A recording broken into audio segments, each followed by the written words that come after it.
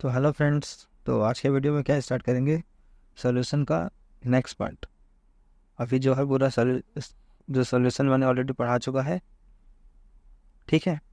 इस पर बहुत सारे वीडियो ऑलरेडी डाल चुका हूँ, तो आप उसको जाके पहले देखिएगा। लास्ट टाइम मैंने बताया था इफेक्ट ऑफ प्रेशर के बारे में, ठीक है। सॉल्युबिलिटी को ही डिस्कस कर रहे थे हम लोग। सॉल्युबिलिटी मतलब किस किस टाइप का होता है, क्या चीज़ें होती है, कैसे उसको किस किस फैक्टर्स पे डिपेंड करता है वो, यदि किसी चीज़ को सॉल्युबल करना है, ठीक है।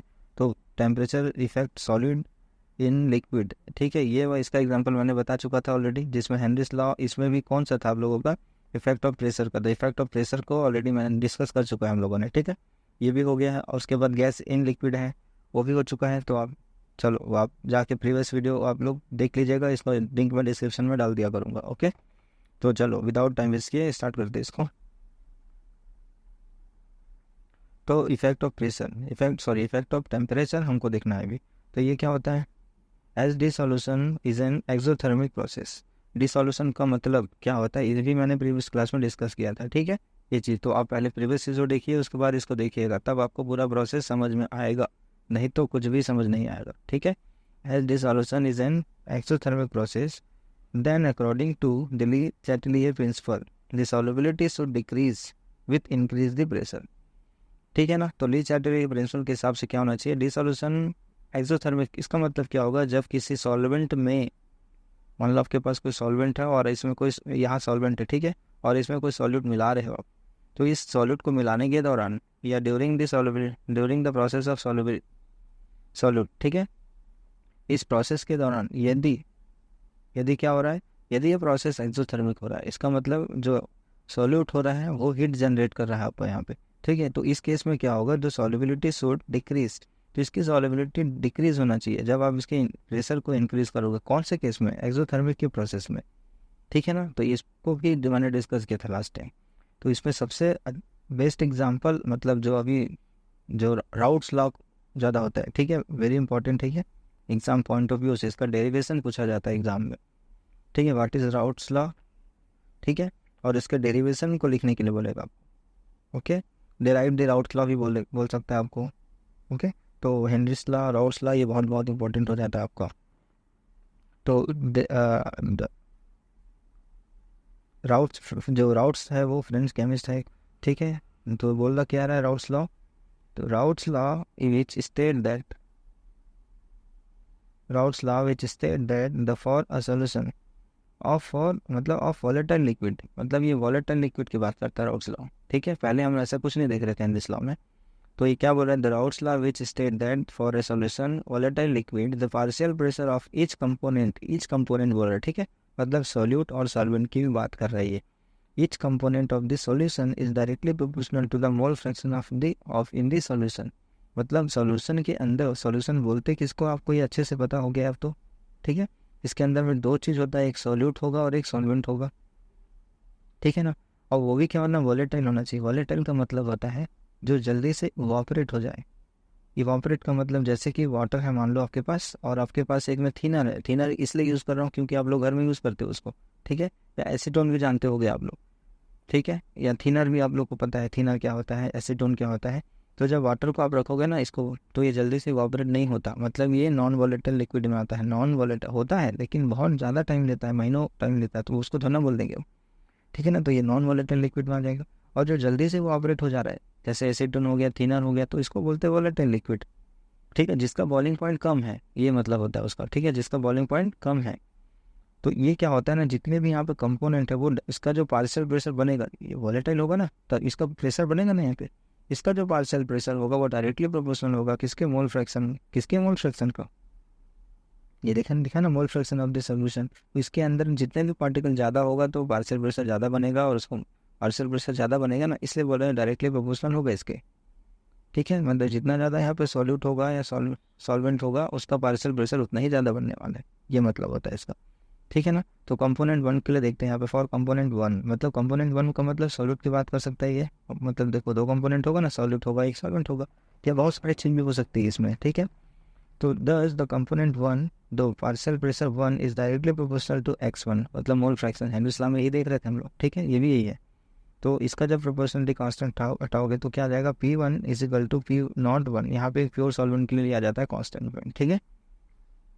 P01 क्या होता है, वेपर प्रेशर होता है किसी भी प्योर सॉल्वेंट का, या प्योर कंपोनेंट बोल दो, मुझे नहीं पता कि सॉल्यूट है या सॉल्वेंट है, ठीक है ना। Where P01 the vapour pressure of pure component 1 at same temperature जितना दिया रहेगा। Similarly for the component 2,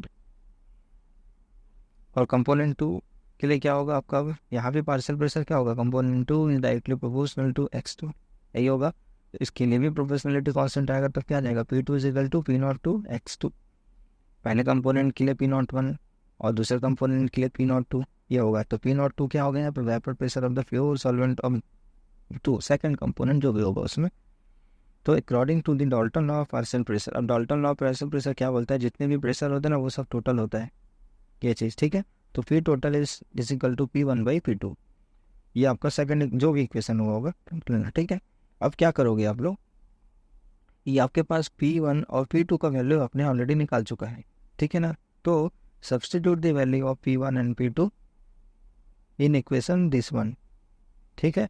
we got, अब देखो जैसे आपने इसमें सब्सटीट्यूट किया ना वैल्यू को, आई होप समझ में आ रहा होगा आप लोगों को। P टोटल सब्सटीट्यूट कर दोगे तो P01 और x1 हो जाएगा प्लस P02 x2 हो जाएगा, ठीक है। अब याद रखना, अब एक फार्मूला आपको याद रखना है इसमें, जो मोल फ्रैक्शन में मैंने ऑलरेडी पढ़ाया था और बोला भी था मैंने, जब हेनरीज लॉ और रॉड्स लॉ पढ़ाऊंगा तब ये फार्मूला आपको काम आने वाला है। अब देखो ये यहाँ पे काम कैसे आ रहा है, तो x1 is equal to x2 क्या होता है, मोल फ्रैक्शन ही होता है ना, एक कंपोनेंट 1 का मोल फ्रैक्शन, एक कंपोनेंट 2 का मोल फ्रैक्शन, ये किसके बराबर होता है, 1 के बराबर होता है ये, ठीक है ना। तो यहाँ पे क्या कर रहा है ये, यहाँ पे ना x2 का वैल्यू निकाल रहा है, x1 का वैल्यू निकाल रहा है, ठीक है। ये x1 जो दिया हुआ ना उसका वैल्यू निकाल रहा है, तो x1 क्या हो जाएगा, 1 माइनस x2 हो जाएंगे ये। अब इस x1 के वैल्यू को यहाँ पे पुट किया हुआ है, मतलब इस x1 के वैल्यू को यहाँ पे पुट किया हुआ है, तो P01 तो यहाँ पे है ही, ओके। उसके बाद क्या हो रहा है, x1 का वैल्यू डाल दिया 1 माइनस x2, मतलब बराबर करने के लिए समीकरण को, ठीक है। उसके बाद x2 और x2 इधर है ही, ओके।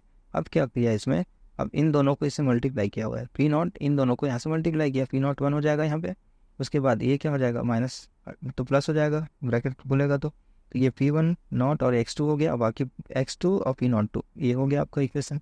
अब क्या किया, इसको कॉमन निकाल दिया, जितना भी x2 वैल्यू है तो x2 को कॉमन निकाल दिया, तो P टोटल कितना हो जाएगा आपका, P01 प्लस इस दोनों में कौन सा कॉमन है, P01 x2 कॉमन है, तो x2 को बाहर निकाल दिया इसमें, और उसके बाद क्या हो जाएगा, P02 माइनस P01, ये हो जाएगा आपका इक्वेशन, ठीक है।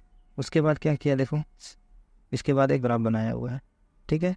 If y1 and y2 are the mole fraction of the component 1 and 2 respectively in the vapor phase, then the using Dalton law of partial pressure, the P1 is equal to y1 के बराबर होगा P total, ठीक है, और P2 is equal to y2 into P total इसके बराबर होगा, ठीक है। In general P1 is equal to y1 into partial pressure of this, तो इसके लिए ग्राफ बनाया हुआ है, ठीक है। ये दो ग्राफ एक साथ ही बना है एक्चुअली में इसमें, इसलिए आपको ऐसा दिख रहा है ये, ठीक है। तो इसमें क्या ले लिया है आपका y एक्सिस, ये x एक्सिस हो गया, तो यहाँ पे एक और एक्सिस लिया हुआ है, ठीक है, दोनों को दिखाने के लिए। तो यहाँ पे पहला क्या लिया है, P x1 is equal to 1 बोल रहा है, ठीक है। मतलब जो आपका पहला कंपोनेंट होगा प्योर सॉल्वेंट के लिए 100% होगा कि नहीं, इस 100% को यहाँ पे 1 से रिप्रेजेंट कर रहा है, तो ये P01 है, तो किसी भी पॉइंट पे क्या ले लिया है, एक P01 ले लिया है यहाँ पे, और इधर आओगे तो P01, ठीक है, मैं नीचे कर रहा हूँ, ठीक है। तो यहाँ पे जो x2 होगा वो 100% होगा, तो इसको किसी भी पॉइंट पे ले लिया है यहाँ पे, ठीक है ना। जब रिएक्शन होगा या जो भी मतलब प्रोसेस आगे चलेगा, तो P01 प्योर सॉल्वेंट के लिए है, तो इसका पार्शियल प्रेशर क्या हो जाएगा, सॉरी मतलब घटेगा ना, इसमें कुछ कंपोनेंट जो होगा ये बाद में घटने लगेगा ऐसे, तो धीरे धीरे आके यहाँ पे टच कर रहा है, तो x1 इज इक्वल टू 0 हो गया यहाँ पे। सेम उल्टा इसके लिए भी होगा, जैसे इसके लिए हुआ यहाँ पे 0 हो जाएगा, तो यहाँ पे P1 और P2 का टोटल निकाल लिया है, P total is equal to P1 plus P2, ये इसका ग्राफ है, ये यहाँ पे मोल फ्रैक्शन का, यहाँ पे वेपर प्रेशर का, ठीक है ना। तो ग्राफ को भी हमेशा बनाना इसमें तो ज़्यादा यूजफुल होगा आप लोगों के लिए डाल्टन में, याद रखना। उसके बाद देखो, उसके बाद फॉर नॉन वोलेटाइल सॉल्वेंट की बात कर रहे हैं, ठीक है। हमने क्या किया अभी तक, वोलेटाइल के लिए बात किया है, ठीक है। राउट्स लॉ दो चीज़ों पे बात करता है, वोलेटाइल सॉल्वेंट और नॉन वोलेटाइल सॉल्वेंट। अब फॉर नॉन वोलेटाइल सॉल्वेंट के लिए क्या होगा, तो only the solvent molecules are present in vapour phase, only the solvent molecule are present in vapour phase and contribute to the vapour pressure, ठीक है। Let's P1 be the vapour pressure of the solvent, x1 it's mole fraction of the component 1, मतलब जो पहला है, और P01 क्या हो जाएगा यहाँ पे, vapour pressure in the pure state, according to the Raoult's law, अभी जस्ट पढ़े पहले, according to the Raoult's law, according to the Raoult's law non volatile के लिए है ये, ओके याद रखना। P1 is directly proportional to x1, फिर प्रोपोर्शनलिटी कांस्टेंट हटा दो तो एक आ जाएगा, मतलब P0 आ जाएगा। सिर्फ नॉन वॉलेटाइल के लिए भैया, मतलब कुछ पार्ट होगा जो होगा, नहीं तो बाकी नहीं होने वाला यहाँ पे कुछ, ठीक है। तो यहाँ पे ग्राफ क्या बनने वाला, लीनियर ग्राफ बनेगा। यहाँ मोल फ्रैक्शन हो गया, यहाँ पे वेपर प्रेशर हो गया, यहाँ पे 0 है, तो नॉन वॉलेटाइल है, तो ये इवापोरेट तो होगा नहीं ना बाबा। इवापोरेट होगा क्या बताओ आप लोग, नॉन वॉलेटाइल है, नॉन वॉलेटाइल है तो ये यहाँ पे प्रेशर बनाएगा कि नहीं बनाएगा, ठीक है ना। तो इससे ग्राफ सीधा जाता रहेगा ऐसे, मतलब vapour pressure of the pure solvent, same चीज़, मतलब इसमें कुछ इफेक्ट नहीं होता नॉन पोलर सॉल्वेंट में। डायरेक्टली कोई एक कंपोनेंट हो गया तो हो गया, नहीं तो नहीं।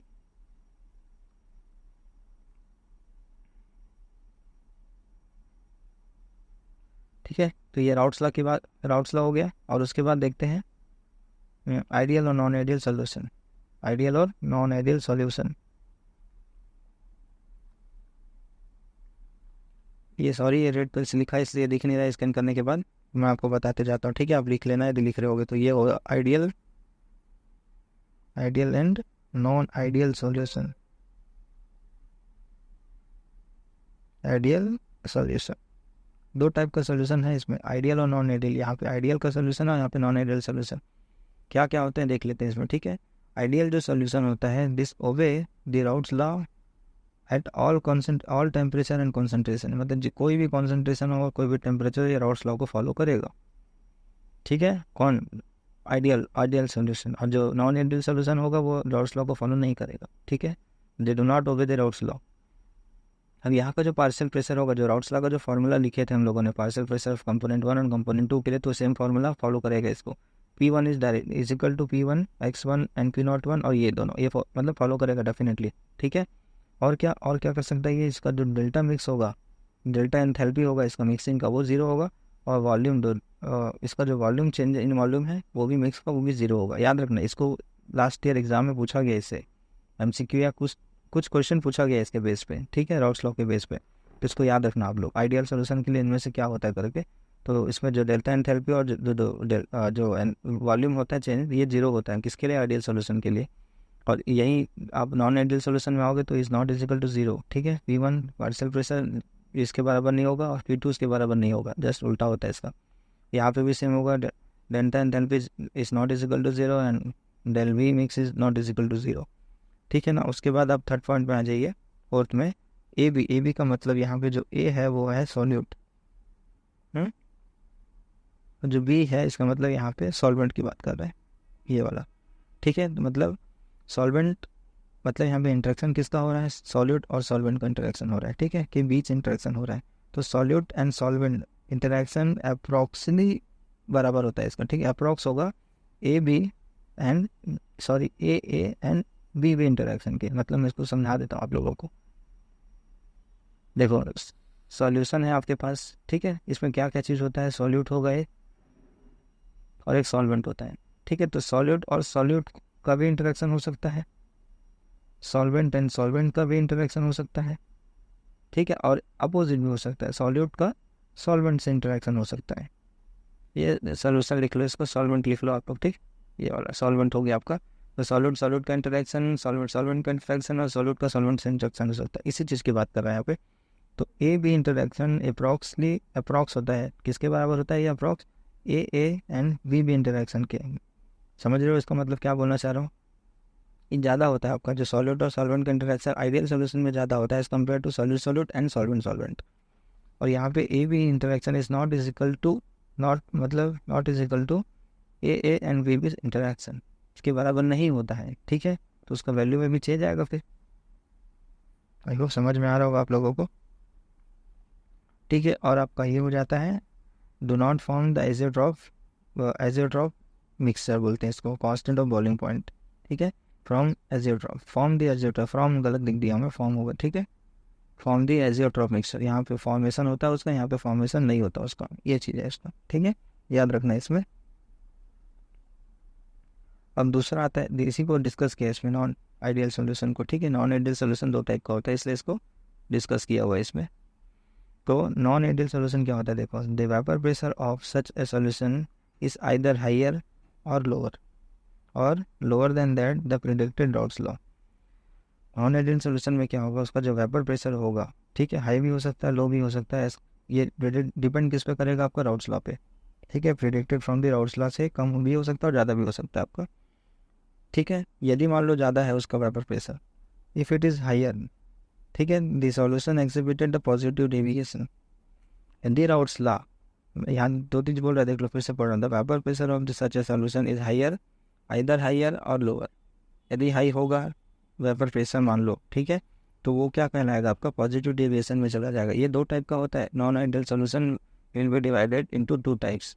First one is positive deviation, second one is non negative deviation, ठीक है। तो पॉजिटिव डेविएशन कब बोलोगे, जब उसका पार्शियल प्रेशर बहुत ज़्यादा होगा as compare to the Raoult's law, मतलब नॉर्मल से, तब उसको पॉजिटिव डेविएशन बोलोगे। अब इफ़ इट इज़ लोअर होगा तो ये क्या हो जाएगा, negative deviation from the Raoult's law, ठीक है ना। इसको ऑलरेडी किसी पीएमटी एग्जाम में पूछा गया था इस क्वेश्चन को, ठीक है।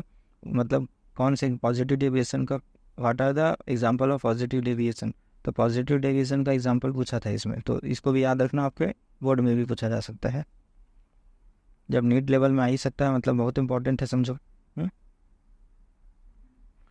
तो पॉजिटिव डेविएशन क्या होगा, हियर। अब देखो जो बताया था ना चौथे नंबर पे आपको, अब वो यहाँ पे काम आने वाला है, ठीक है। ए का मतलब होता है सॉल्यूट और बी का मतलब होता है, मैं यहाँ पे लिख देता हूँ, आप लोग लिख लेना। ए का मतलब क्या होगा, सॉल्यूट जो सॉल्यूशन में है। बी का मतलब होता है सॉल्वेंट, ठीक है, ये वाला। तो here A B interaction are weaker than those A and B B. तो ए और बी का जो इंटरेक्शन होगा वो बहुत वीक होगा, ठीक है, पॉजिटिव डेविएशन में, याद रखना। In this case the intermolecular attraction between the solute solvent, मतलब ए बी की बात कर रहा है, molecules are weaker than those between A and B B. यही चीज़ मैं ऊपर बता चुका हूँ आप लोगों को, वीक होता है, यही चीज़ है इसका कंक्लूजन, ठीक है। इसका जो सॉल्यूट और सॉल्वेंट का जो इंटरेक्शन होगा वो बहुत वीक होगा as compare to solute and solvent interaction के।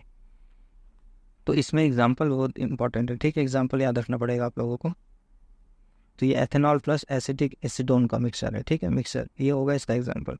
ये एसीटोन का स्ट्रक्चर है और बीच में इसका हाइड्रोजन बॉन्डिंग बना रहा है यहाँ पे, ठीक है, ये होगा। तो इनके बीच का जो इंटरेक्शन होगा ना, इनके बीच का मतलब एथेनॉल और एसीटोन, इनके दोनों के बीच का इंटरेक्शन वीक होगा यहाँ पे एज कम्पेयर टू इन दोनों के, ये मतलब बोलना चाहता है ये, ठीक है।